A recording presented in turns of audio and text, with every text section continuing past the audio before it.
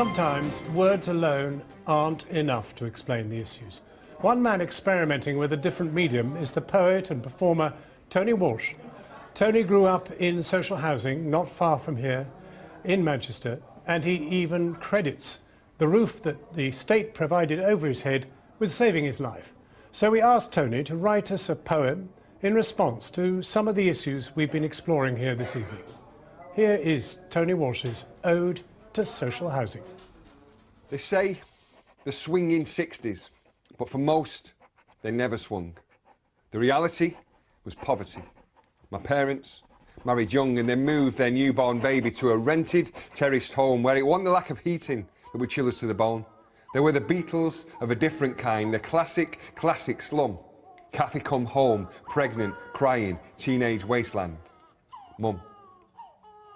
If they catch cold in the black mould, then a child's in trouble soon. And this child lay there dying as a man walked on the moon, age 3, rheumatic fever in a damp home, but alive with my baby sister crying. I was fighting to survive. I was saved by penicillin, our amazing NHS, and a change in my life chances from a change in our address.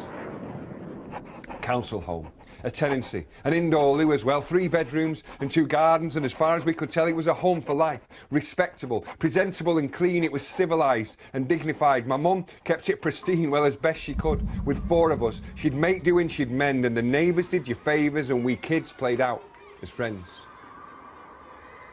Is that too much to ask for in the Britain of today? Why is homelessness and hopelessness and heartlessness okay? Who decided that providing social housing can't be done, that we won't look after others, we'll look after number one? And where's this big society? Is it shrinking like the States? Is it not collectivism that has made this country great? If we will build a new Jerusalem in this green and pleasant land, then who's the we speak of? Do we fail to understand that we need happy, healthy workers if our nation is to thrive? But most are barely managing. And many can't survive with no safety net beneath them, or no roof over their heads, or their children now lay hungry with black mould above their beds. In a modern wealthy country, this is nothing but obscene still in poverty in Britain now in 2017. And it has to start with housing.